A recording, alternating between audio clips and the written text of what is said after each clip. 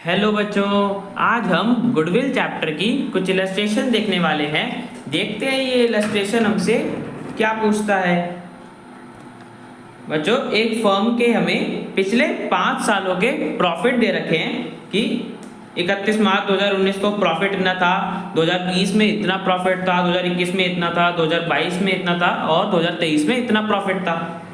हमें गुडविल की value calculate करनी है on the basis of 3 years purchase of the weighted average profit after assigning weights 1, 2, 3, 4 and 5 respectively to the profits for year ended 31st March 2019, 2020, 2021, 2022 and 2023।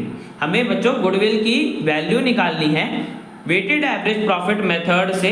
पिछले 5 सालों का average निकाल के उनको वेट्स देना है 1, 2, 3, 4, 5 वेट देके 3 years परचेज के हिसाब से हमें गुडविल की वैल्यू कैलकुलेट करनी है। तो बच्चों करते हैं। तो बच्चों सबसे पहले समझते हैं हम वेटेड एवरेज प्रॉफिट मेथड में करते क्या है। बच्चों वेटेड एवरेज प्रॉफिट मेथड में हम हर ईयर को एक वेट असाइन कर देते हैं। अब बच्चों वेट किस लिए असाइन करते हैं? सर वेट हम इसलिए असाइन करते हैं बिकॉज वेट से जो हमारे रिसेंट ईयर्स हैं, जो पिछले साल है, उनको ज़्यादा वेटेज मिलती है। और उससे क्या होता है, अब एक एग्जाम्पल से समझते हैं। जैसे कि हमें क्वेश्चन में दे रखा है ये 2019 में 40,000 प्रॉफिट था, फिर 2020 में बढ़ के 48,000 हो गया, फिर 2021 में और बढ़ के 60,000 हो गया, बट फिर 2022 में गिर के 50,000 हो गया और 2023 में और गिर गया 36,000। तो बच्चों वेटेड एवरेज प्रॉफिट मेथड हमारा इस केस में ज़्यादातर यूज होता है जिसमें प्रॉफिट्स हमारे बढ़ते रहते हैं या घटते रहते हैं, अप डाउन प्रॉफिट का होता रहता है। तो बच्चों इस केस में वेटेड एवरेज प्रॉफिट मेथड हमारा ज़्यादा बेटर माना जाता है सिंपल एवरेज प्रॉफिट मेथड से। तो बच्चों मैंने बता दिया इसमें वेट्स असाइन करते हैं और वेट हमें दे रखा है 1, 2, 3, 4, 5 हर ईयर को इतना वेट असाइन करना है। तो बच्चों हमने ईयर और प्रॉफिट लिख लिया, वेट लिख लिया उनका कि 2019 को 1 था, 2022 में 2 था, 21 में 3 था, 22 में 4 था। तो बच्चा लिख लिया।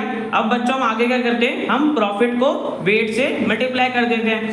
तो सबसे पहले हमने करा 40,000 को 1 से मल्टीप्लाई तो 40,000 आ गया, 48,000 को 2 से करा 96,000 आ गया। तो बच्चों ऐसे हमने 5 सालों का वेटेड प्रॉफिट निकाल लिया।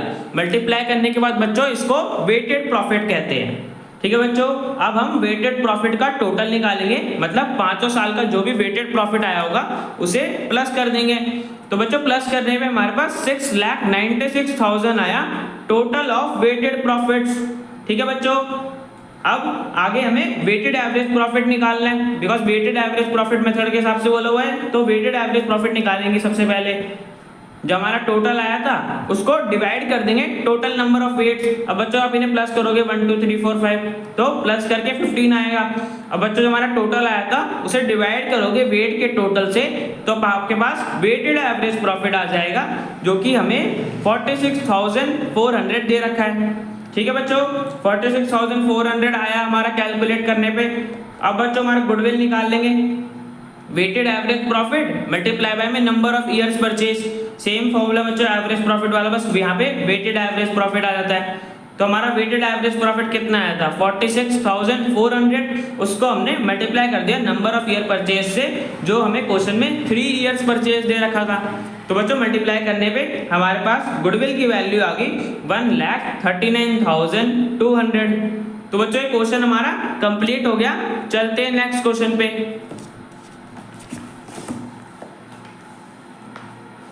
तो बच्चों ये हमारा नेक्स्ट क्वेश्चन, इसमें हमें बोला है हमें कैपिटल एम्प्लॉयड निकालनी है लायबिलिटी साइड अप्रोच से और एसेट साइड अप्रोच से, 2 अप्रोचों से। इस बैलेंस शीट की मदद से हमें कैपिटल एम्प्लॉयड निकालना है।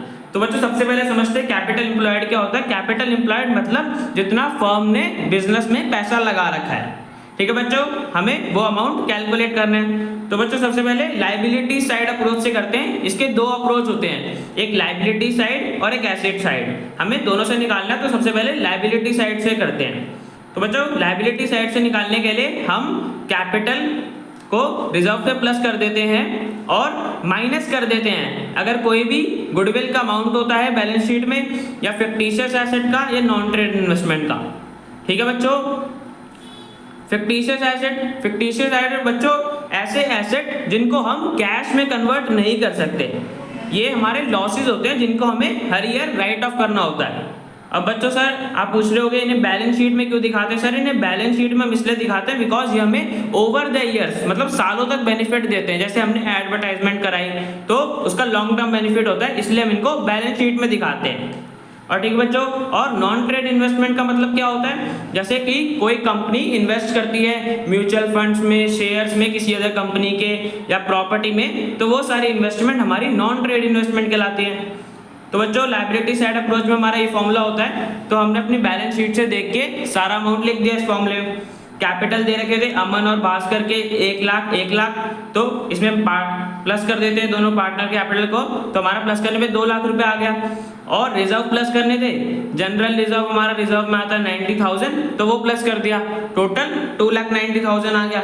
और बच्चों मैंने इसमें से बताया था हमें फिक्टिशियस एसेट माइनस करना होता है और गुडविल माइनस करना होता है, बिकॉज ये दोनों तो फर्म के होते हैं पर कैपिटल एम्प्लॉयड तो पार्टनर्स लगाते हैं। ठीक है बच्चों, तो हमने फिक्टिशियस एसेट जो 10,000 दे रखा था, एडवर्टाइजमेंट सस्पेंस मैंने भी बताया कि एडवर्टाइजमेंट हमारा फिक्टिशियस एसेट होता है, तो 10,000 हमने माइनस कर दिया। और गुडविल भी बताया था मैंने, अगर कोई बुक में एग्जिस्टिंग अमाउंट दे रखा है हमें उसे भी माइनस करना पड़ता है कैपिटल एम्प्लॉयड निकालने के लिए। 30,000 का दे रखा था तो माइनस करा, तो बच्चों हमारे पास टोटल 40,000 माइनस करके कैपिटल एम्प्लॉयड की वैल्यू आ गई 2,50,000। मतलब बिजनेस में 2,50,000 रुपए लगा रखे हैं कैपिटल के। ठीक है बच्चों, तुम्हारा लायबिलिटी साइड अप्रोच से तो निकल गया, अब एसेट साइड अप्रोच से भी निकाल लेते हैं। तो बच्चों देखो एसेट साइड अप्रोच का फॉर्मूला दिखा देता हूँ मैं आपको। जितने भी सारे एसेट का अमाउंट होता है उनमें से गुडविल, नॉन ट्रेड इन्वेस्टमेंट और फिक्टिशियस एसेट को हटा के हम माइनस कर देते हैं आउटसाइड लायबिलिटीज। आउटसाइड लायबिलिटीज मतलब जैसे कि क्रेडिटर हो गए, आउटस्टैंडिंग एक्सपेंस, ये सब होते हैं हमारी आउटसाइड लायबिलिटी। ठीक है बच्चों, तो करते हैं एसेट साइड से।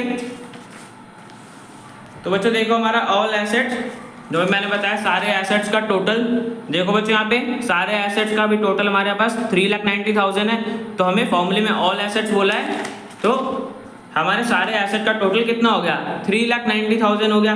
उसमें से अभी हमने फिक्टिशियस एसेट हटा दिया, एडवर्टाइजमेंट सस्पेंस 10,000 का दे रखा था, गुडविल का पैसा हटा दिया 30,000 दे रखा था, और अभी मैंने बताया था आउटसाइड लायबिलिटीज, तो सन्डी क्रेडिटर्स हमारे आउटसाइड लायबिलिटीज होते हैं 90,000, वो माइनस कर देंगे। और आउटस्टैंडिंग एक्सपेंसेस भी हमें पे करने थे, वो भी आउटस्टैंडिंग हमारे लिए आउटसाइड लायबिलिटीज होती है 10,000 की। तो बच्चों इन सबको माइनस करने पे हमारे पास एसेट साइड अप्रोच से कैपिटल एम्प्लॉयड की वैल्यू आ जाएगी, जो कि हमारा कैलकुलेट करने पे 2,50,000 आया है। तो बच्चों दोनों अप्रोचेस से सेम आया है। तो बच्चों हमारे पास कैपिटल एम्प्लॉयड की वैल्यू आ गई इस क्वेश्चन में 2,50,000। तो बच्चों ये क्वेश्चन हमारा कंप्लीट हो गया। मिलते हैं नेक्स्ट वीडियो में।